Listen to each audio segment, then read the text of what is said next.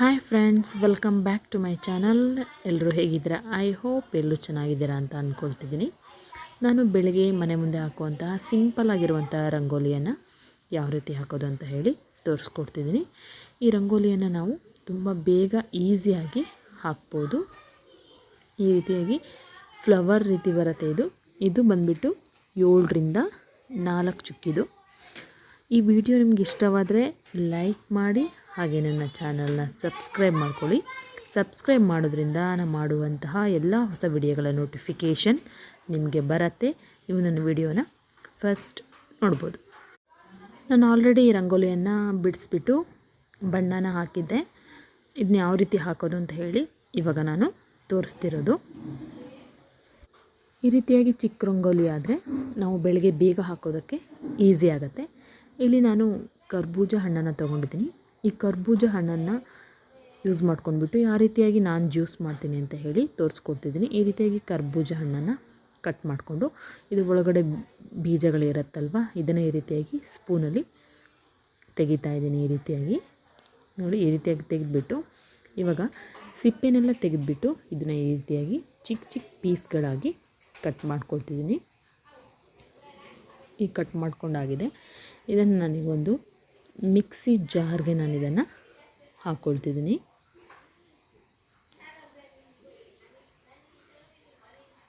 ಹಾಕಿದ ನಂತರ ಎಷ್ಟು ಸಕ್ಕರೆ ಬೇಕು ನೋಡಿಬಿಟ್ಟು ನಿಮಗೆ ಹಾಕ್ಕೊಳ್ಬೋದು, ಎಷ್ಟು ಸ್ವೀಟ್ ಬೇಕು ಅಂತ ಹೇಳಿ. ನಾನಿಲ್ಲಿ 2 ಸ್ಪೂನಷ್ಟು ನಾನು ಸಕ್ಕರೆನ ಹಾಕ್ಕೊಂಡಿದ್ದೀನಿ.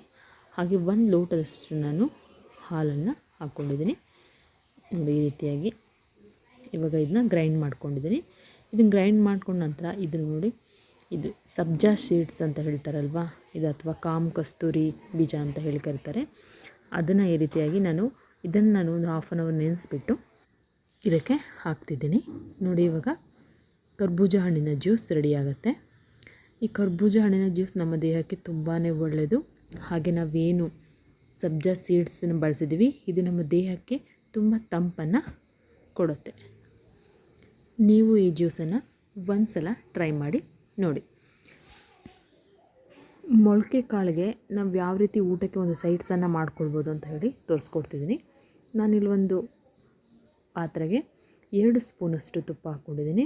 ಹಾಗೆ 1 ಸ್ಪೂನಷ್ಟು ಜೀರಿಗೆ, ಹಾಗೆ ಸ್ವಲ್ಪ ಕರಿಬೇವಿನ ಸೊಪ್ಪನ್ನು ಹಾಕಿ ಈ ರೀತಿಯಾಗಿ ಫ್ರೈ ಮಾಡ್ಕೊಳ್ತಿದ್ದೀನಿ. ಹಾಗೆ ಸ್ವಲ್ಪ ಹಸಿಮೆಣಸನ್ನು ಹಾಕ್ಕೊಳ್ತಿದ್ದೀನಿ. ಹಾಕಿಬಿಟ್ಟು ಚೆನ್ನಾಗಿ ಇದನ್ನು ಫ್ರೈ ಮಾಡ್ಕೊಳ್ಬೇಕು. ಈ ರೀತಿಯಾಗಿ ಫ್ರೈ ಮಾಡಿದ ನಂತರ ಒಂದು ಚಿಕ್ಕ ಈರುಳ್ಳಿನ ಈ ರೀತಿಯಾಗಿ ಸಣ್ಣದಾಗಿ ಕಟ್ ಮಾಡಿ ಇಟ್ಕೊಂಡಿದ್ದೀನಿ. ಇವಾಗ ಇದಕ್ಕೆ ನಾನು ಏನು ಮೊಳಕೆ ಕಾಳನ್ನು ನೆನೆಸ್ಬಿಟ್ಟು ಇಟ್ಕೊಂಡಿರ್ತೀವಿ, ಹೆಸರು ಕಾಳು, ಕಡಲೆಕಾಳು ಏನು ಮೊಳಕೆ ಕಟ್ಟಿ ಇಟ್ಕೊಂಡಿರ್ತೀವಿ, ಅದನ್ನು ಚೆನ್ನಾಗಿ ತೊಳೆದ್ಬಿಟ್ಟು ಇವಾಗ ನಾವೇನು ಈ ರೀತಿ ಒಗ್ಗರಣೆ ಮಾಡಿಟ್ಕೊಂಡಿರ್ತೀವಿ ಅದಕ್ಕೆ ನಾನು ಹಾಕ್ಕೊಳ್ತಿದ್ದೀನಿ. ಹಾಕ್ಬಿಟ್ಟು ಇವಾಗ ಇದನ್ನು ಹಸಿ ಸ್ಮೆಲ್ ಹೋಗೋ ರೀತಿ ನಾವು ಇದನ್ನು ಸ್ವಲ್ಪ ಫ್ರೈ ಮಾಡ್ಕೊಳ್ಬೇಕು. ಚೆನ್ನಾಗಿ ಲೋ ಫ್ಲೇಮಲ್ಲಿ ಇಟ್ಬಿಟ್ಟು ಹಸಿ ಸ್ಮೆಲ್ ಹೋಗೋವರೆಗೂ ನಾವು ಇದನ್ನು ಚೆನ್ನಾಗಿ ಬೇಯಿಸ್ಕೋಬೇಕು. ಇವಾಗ ರುಚಿಗೆ ತಕ್ಕಷ್ಟು ಉಪ್ಪನ್ನು ಹಾಕ್ತಿದ್ದೀನಿ. ಈ ರೀತಿಯಾಗಿ ಮೊಳಕೆ ಕಟ್ಟಿರುವಂಥ ಹೆಸರು ಕಾಳು ಮತ್ತು ಕಡಲೆಕಾಳು ಏನಿದೆ, ಇದು ನಮ್ಮ ಹೆಲ್ತ್ಗೆ ತುಂಬಾ ಒಳ್ಳೆಯದು. ಹಾಗೆ ವೆಯ್ಟ್ ಲಾಸ್ ಮಾಡೋರಿಗೆ ಇದೊಂದು ಒಳ್ಳೆ ಫುಡ್ ಅಂತಲೇ ಹೇಳ್ಬೋದು.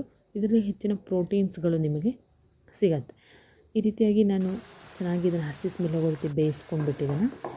ಇದಕ್ಕೆ ನಾವೇನು ತೆಂಗಿನ ತುರಿ ಏನಿರುತ್ತೆ ಅದನ್ನು ಏನು ಇಟ್ಕೊಂಡಿರ್ತೀವಿ, ಸ್ವಲ್ಪ ನಾನು ಇದಕ್ಕೆ ತೆಂಗಿನ ತುರಿನ ನಾನು ಆ್ಯಡ್ ಮಾಡ್ತಿದ್ದೀನಿ. ಅದನ್ನು ಹಾಕಿಬಿಟ್ಟು ಈ ರೀತಿಯಾಗಿ ಚೆನ್ನಾಗಿ ಮಿಕ್ಸ್ ಮಾಡಿದ್ರೆ ಈ ರೀತಿಯಾಗಿ ಊಟಕ್ಕೆ ಒಂದೊಳ್ಳೆ ಸೈಡ್ಸು ನಿಮಗೆ ರೆಡಿಯಾಗತ್ತೆ. ಈ ರೀತಿಯಾಗಿ ನಾನು ಇವಾಗ ಏನಾದರೂ ಕಲಿಯೋಣ ಅಂತ ಅಂದ್ಕೊಂಡ್ಬಿಟ್ಟು ಅರಿ ವರ್ಕ್ ಕಲಿಯೋಣ ಅಂತ ಹೇಳಿಬಿಟ್ಟು ಒಂದು ಸ್ವಲ್ಪ ಮೆಟೀರಿಯಲ್ಸನ್ನು ತೊಗೊಂಡಿದ್ದೀವಿ. ಈ ರೀತಿಯಾಗಿ ಅರಿ ಸ್ಟ್ಯಾಂಡನ್ನು ತೊಗೊಂಡಿದ್ದೀನಿ. ಹಾಗೆ ಒಂದು ಫ್ರೇಮನ್ನು ತೊಗೊಂಡಿದ್ದೀನಿ. ಅದಕ್ಕೆ ಸ್ವಲ್ಪ ಮೆಟೀರಿಯಲ್ಸನ್ನು ತೊಗೊಂಡಿದ್ದೀನಿ. ಈ ರೀತಿಯಾಗಿ ಏನಾದರೂ ಕಲಿಯೋಣ, ಸುಮ್ಮನೆ ಫ್ರೀ ಇರೋ ಟೈಮಲ್ಲಿ ಏನಾದರೂ ಕಲ್ತಂಗೆ ಆಗುತ್ತೆ ಅಂತ ಹೇಳಿಬಿಟ್ಟು ನಾನು ಈ ರೀತಿಯಾಗಿ ಯೂಟ್ಯೂಬಲ್ಲೆಲ್ಲ ಅರಿ ವರ್ಕನ್ನು ಯಾವ ರೀತಿ ಮಾಡೋದಂತ ಸಹಿತ ಬೇಸಿಕ್ಕಿಂದನೂ ಸಹಿತ ಹೇಳ್ಕೊಡ್ತಾರೆ. ಅದನ್ನು ನೋಡಿಬಿಟ್ಟು ಕಲಿಯೋಣ ಅಂತ ಹೇಳಿಬಿಟ್ಟು ಅದಕ್ಕೆ ಬೇಕಾಗಿರುವಂತಹ ಮೆಟೀರಿಯಲ್ಸನ್ನು ತೊಗೊಂಡಿದ್ದೀನಿ. ಈ ರೀತಿಯಾಗಿ 2 ಸಿಲ್ಕ್ ಥ್ರೆಡ್ಡನ್ನು ತೊಗೊಂಡಿದ್ದೀನಿ, ಗೋಲ್ಡನ್ ಕಲರ್ ಈ ರೀತಿಯಾಗಿ. ಹಾಗೆ ಇಲ್ಲಿ ಮಣಿ ಗೊಂಚನ ತೊಗೊಂಡಿದ್ದೀನಿ. ಈ ರೀತಿಯಾಗಿ ಬೀಡ್ಸ್ ಬರುತ್ತಲ್ವ, ಗೋಲ್ಡನ್ ಕಲರ್ ಬೀಡ್ಸ್, ಅದರದ್ದೊಂದು ಗೊಂಚನ ತೊಗೊಂಡಿದ್ದೀನಿ.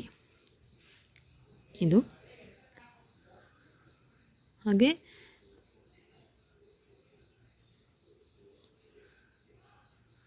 ಈ ರೀತಿಯಾಗಿ 3 ಸಿಲ್ಕ್ ಥ್ರೆಡ್ಡನ್ನು ತೊಗೊಂಡಿದ್ದೀನಿ. ಹಾಗೆ ಫ್ಯಾಬ್ರಿಕ್ ಗ್ಲೂನ ತೊಗೊಂಡಿದ್ದೀನಿ.